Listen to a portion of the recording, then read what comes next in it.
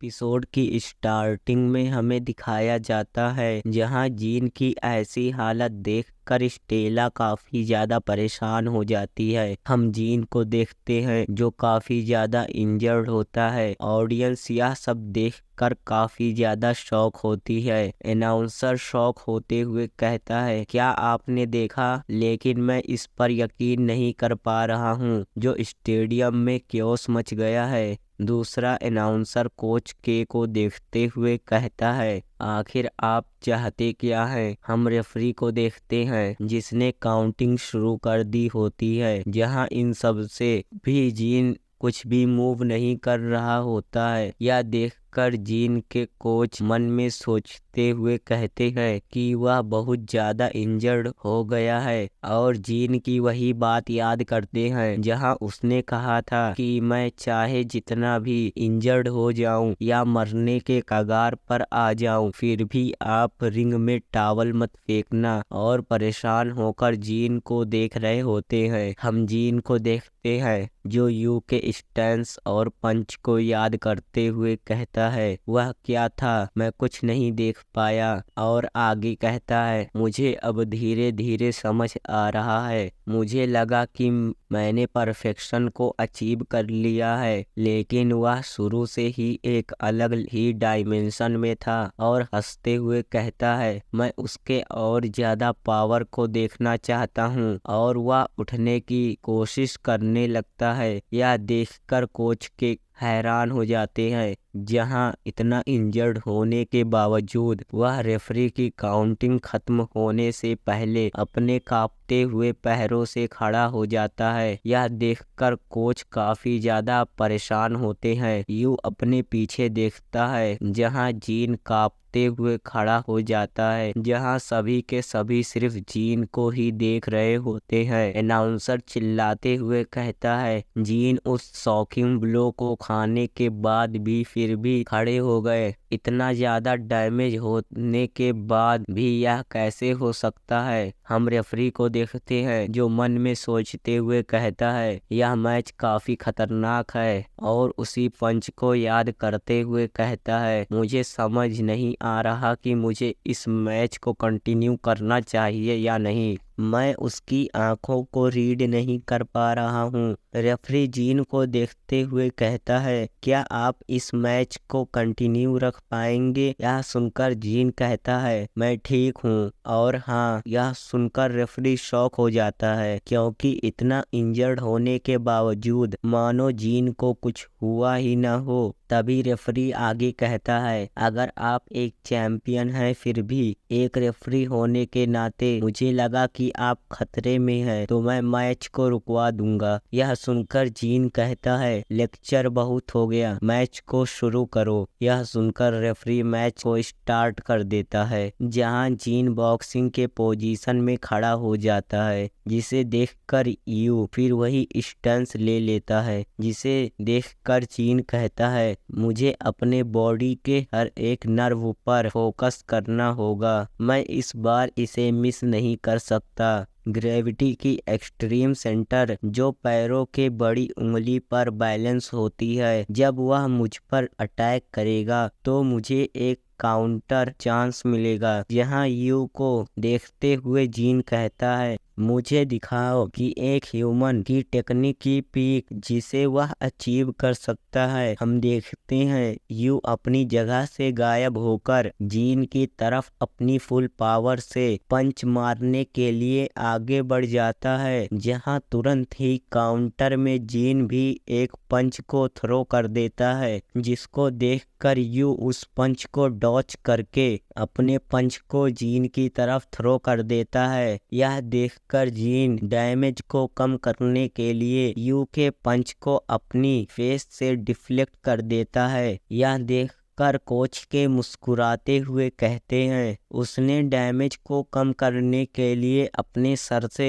You के पंच को deflect कर दिया। हम जीन को देखते हैं जिसकी तरफ यू ने एक और पंच को थ्रो कर दिया होता है, जिस पंच के लगते ही जीन पूरा हिल जाता है।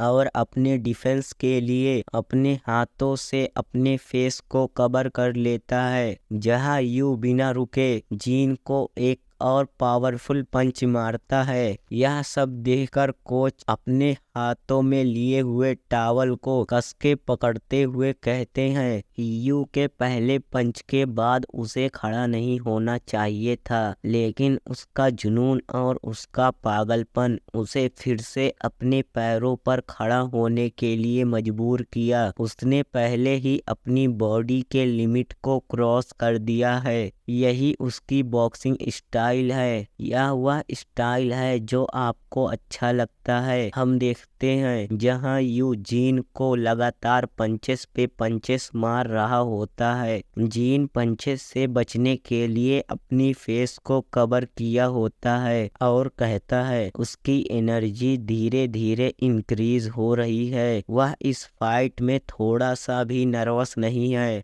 और उसको ना ही हारने का डर और ना ही जीतने का। उसके अंदर कुछ नहीं है, ना ही पास्ट, ना ही फ्यूचर और ना ही प्रेजेंट। सिर्फ जो बचा है वो है उसकी टेक्निक। हम देखते हैं जीन जमीन पर गिरकर नॉकडाउन हो जाता है और कहता है ब्यूटीफुल, जहां उसकी हालत काफी ज्यादा खराब होती है और अनाउंसर चिल्लाते हुए कहता है यह पहला राउंड है। फिर भी वह पहले ही 2 बार नॉकडाउन हो चुके हैं और पहले नॉकडाउन के बाद ही लोगों ने नए चैंपियन को चीयर करना शुरू कर दिया है। यू जीन को देखता है। हमें जीन के कुछ फ्लैशबैक दिखाए जाते हैं जहां जीन कहता है ह्यूमन होने का क्या मतलब है। ह्यूमन एक इनपरफेक्ट बीइंग है जो बेवकूफ़ और पागल होते हैं। हम देखते हैं जहां जीन की मदर एक फोटो फ्रेम को पटकते हुए कहती है मुझे इस सब की परवाह नहीं है। जहां उसके फादर चिल्लाते हुए कहते हैं मेरे घर से निकल जाओ। यह सब देखते हुए जीन कहता है क्या यही मतलब है ह्यूमन होने का। यह स्टोरी एक धोखेबाज माँ और एक इनकम्पिटेंट पिता की। हम देखते हैं जहां रेफरी अभी भी काउंटिंग कर रहा होता है। यह सब देखते हुए कोच कहते हैं जीन प्लीज मत उठो, मैं तुमसे भीख मांगता हूँ। जीन कहता है इसका आंसर साफ है, मैं सिर्फ एक बेवकूफ़ वुमेन और एक स्टूपिड मैन के यहाँ पैदा हुआ। हम देखते हैं वह सभी लोग सिर्फ जीन को ही देख रहे होते हैं। हमें दिखाया जाता है जहां जीन वापस से खड़ा हो गया होता है और हाफते हुए कहता है मैं हूँ और मैं यही चाहता हूँ, एक ऐसा बीइंग जो ह्यूमन से परे हो। अगले सीन में हमें जीन के कुछ पास्ट दिखाए जाते हैं जहां जीन अपने फादर से कहता है क्या मॉम अब नहीं आएंगी। यह सुनकर उसके फादर कहते हैं यह सब इस तरह कैसे हो गया।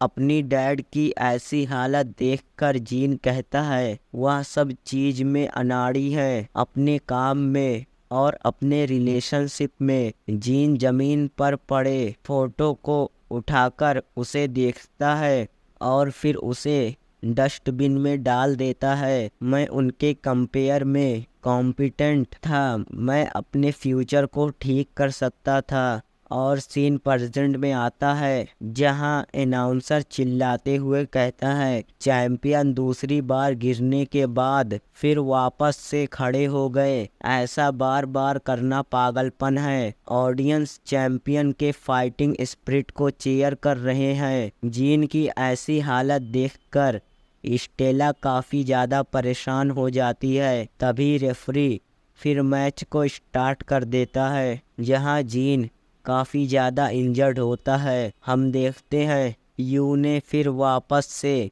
तीसरी बार वही स्टेंस ले लिया होता है। यह देखकर कोच के मुस्कुराते हुए कहते हैं इतना जुनून, यह मैच काफ़ी ज़्यादा अच्छा है। जीन की ऐसी हालत देखकर स्टेला प्रे करने लगती है तभी अचानक से यू फिर से अपनी जगह से गायब होकर काफी तेजी से जीन की तरफ पंच मारने के लिए बढ़ता है, लेकिन रेफरी आकर उन दोनों के मैच को रुकवा देता है क्योंकि फर्स्ट राउंड खत्म हो गया होता है। अनाउंसर चिल्लाते हुए कहता है, आज यू ने प्रूव कर दिया कि अनडिफिटेड प्लेयर भी उसके सामने कुछ नहीं है, लेकिन चैंपियन ही ऐसे हैं जो यू के अगेंस्ट पहला राउंड खड़े रहे। हम देखते हैं जहां कोच जीन के ब्लड को साफ करते हुए मन में सोचते हुए कहते हैं, मैंने सोचा नहीं था कि जीन इतनी बुरी तरह मार खा जाएगा। ऐसा ही चलता रहा तो वह सच में मर जाएगा। तभी वह जीन से कहते हैं, जीन इस मैच को गिव अप कर दो, और तुमने मुझसे टॉवल को फेंकने के लिए नहीं कहा था, लेकिन तुम्हारी लाइफ एक ट्रेजर है। यह सब सुनकर जीन कहता है, लाइफ क्या है, आप पैदा हुए और मर गए, यह तो मीनिंगलेस है। यह आप अपने गोल को पाने के लिए मर गए। यह सुनकर कोच चिल्लाकर कहते हैं, जीन कहता है, मुझे रोकने की कोशिश मत करो, मैं अपने एग्जिस्टेंस को कंफर्म करूंगा। और गुस्से से कहता है, रिंग में टॉवल फेंकने के बारे में सोचिएगा भी मत, नहीं तो मैं आपको कभी भी माफ नहीं करूंगा। तभी रेफरी कहता है, सेकंड राउंड। यह सुनकर जीन कहता है, रिंग से बाहर जाइए, और फाइट करने के लिए आगे बढ़ने लगता है। कोच देखते हैं जहां रेफरी कहता है, स्टार्ट। जहां अनाउंसर कहता है, तो पहले राउंड में चैंपियन काफ़ी बुरी तरह हारे, क्या सेकंड राउंड में कुछ अलग होगा? हमें जीन के वापस से फ्लैशबैक दिखाए जाते हैं जहां जीन के डैड उसे कहीं ले जा रहे होते हैं। जीन कहता है, मैं जानता हूं यह मुझे कहां ले जा रहे हैं, लेकिन मैं अपने इमोशन को बाहर नहीं आने दे सकता। तभी उसके डैड एक जगह पर रुक जाते हैं। यह देखकर जीन कहता है, मुझे पता है कि अब यह क्या कहने वाले हैं। तभी उसके डैड कहते हैं, जीन मुझे अचानक से कुछ काम याद आ गया, क्या तुम थोड़ी देर मेरा इंतजार करोगे? जीन देखता है जहां उसके डैड उसे कुछ पैसे देते हुए कहते हैं, जब तक तुम जाकर कुछ स्नैक्स खरीद कर खा लो। यह सुनकर जीन कहता है, जैसी उम्मीद थी वह अपने बच्चे को अबेंडन कर रहे हैं, और अपने डैड से पैसे लेते हुए कहता है, डैड जल्दी आना। लेकिन उसे पता होता है कि वह अब कभी भी आने वाले नहीं है। जीन कहता है, मुझे शांत रहना होगा, और मुड़कर वहां से जाते हुए कहता है, मैं अपने इमोशन को बाहर नहीं आने दे सकता, मैं सिर्फ परफेक्शन के पीछे था। सीन प्रेजेंट में आता है जहां जीन कहता है, देखो यही मेरा आइडल है जिसका मैं पीछा करता रहा, the perfect being, transcends human का, जिसके सामने कोई नहीं टिक सकता।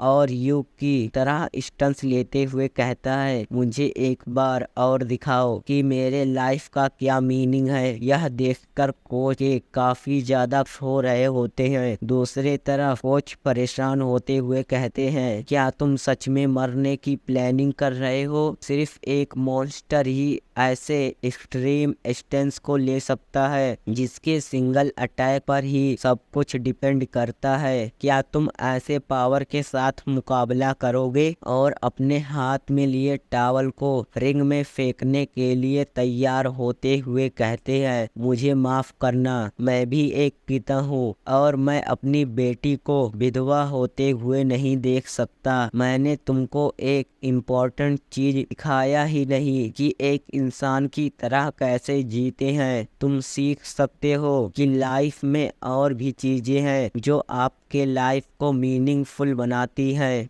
हम स्टेला को देखते हैं जो कहती है, क्यों मुझे ऐसा क्यों लग रहा है कि जीन मुझसे दूर जा रहा है? जीन क्या तुम मुझे छोड़कर जा रहे हो? हम जीन को देखते हैं जो मानो पूरा पागल हो गया हो। वह दोनों एक दूसरे पर अटैक करने के लिए एक दूसरे की तरफ काफी तेजी से आगे बढ़ते हैं। यहाँ कोच टॉवल को फेंकते हुए कहते हैं, I am sorry sorry gene. तभी कोई चिल्लाकर कहता है, नहीं। हम देखते हैं वो कोई और नहीं स्टेला होती है, जो दौड़कर आती हुई कहती है, जीन मुझे छोड़कर मत जाओ। जीन हैरानी से स्टेला की तरफ देखता है, जो कहती है, जीन मैं तुम्हारे बिना नहीं रह सकती, प्लीज मुझे छोड़कर मत जाओ, और रोने लगती है। यह देखकर जीन काफी ज्यादा हैरान होता है। हम देखते हैं जीन अभी भी उसी भीड़ में खड़ा होता है और कांपते हुए कहता है, उन्होंने मुझे अबेंडन कर दिया, और रोने लगता है। सीन प्रेजेंट में आता है, यहाँ स्टेला रोते हुए कहती है, तुम जल्द ही डैड बनने वाले हो। यह सुनकर जीन काफी ज्यादा हैरान हो जाता है और कहता है, क्या मैं क्या कर रहा हूँ, मुझे क्या करना चाहिए।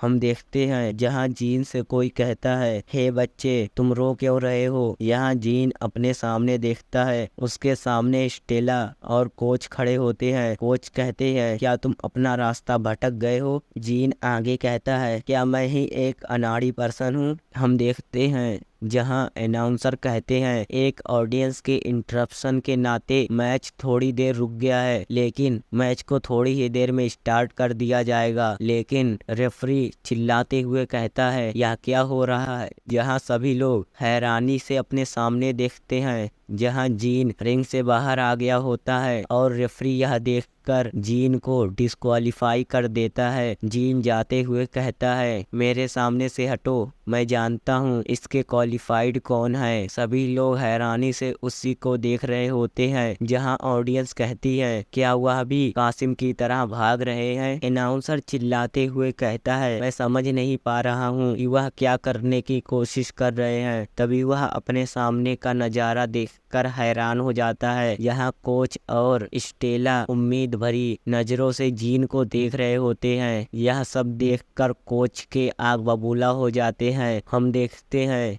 जहां जीन यू को चैंपियनशिप बेल्ट देते हुए कहता है, ये लो, अब से ये तुम्हारा हुआ। यह सब देखकर कोच के गुस्सा होते हुए कहते हैं, तुम्हारी हिम्मत कैसी हुई उसके विन को स्पॉइल करने की। तभी अनाउंसर कहता है, इसका मतलब चैंपियन अपने हाथों से यू को बेल्ट देना चाहते थे। कोच के को देखकर दूसरा अनाउंसर मुस्कुरा रहा होता है। हम देखते हैं जहां यू जीन के हाथों से बेल्ट को ले लेता है। जहां यह सब देखकर ऑडियंस यू को काफी जोरों से चीयर करने लगते हैं। जहां यू को लाइट वेट डिवीजन का वर्ल्ड चैंपियन अनाउंस कर दिया जाता है। अगले सीन में हमें दिखाया जाता है जहां कोच जीन से कहते हैं, तुम काफी ही ज्यादा इंजर्ड हो, तुम्हें ज्यादा आराम करना चाहिए और तुम सिर्फ अपनी रिकवरी पर फोकस करो। तभी जीन कोच से कहता है, क्या मैं एक अच्छा फादर बन पाऊंगा। यह सुनकर कोच कहते हैं, हाँ बिल्कुल। तभी कोई दरवाजा खोलता है। कोच दरवाजे की तरफ देखते हैं, यहाँ स्टेला होती है, जो रोते हुए काफी ज्यादा इमोशनल हो जाती है और दौड़कर जाकर जीन को काफी जोरों से गले लगा लेती है। यह देखकर कोच चिल्लाते हुए कहते हैं, स्टेला रुक जाओ, क्योंकि जीन काफी ही ज्यादा इंजर्ड है। सो यहीं पर हमारा हैप्पी एंडिंग होता है। मैं उम्मीद करता हूँ आपको ये एपिसोड काफी ही ज्यादा अच्छा लगा होगा। तो नेक्स्ट एपिसोड के लिए हमारे चैनल को सब्सक्राइब कर ले।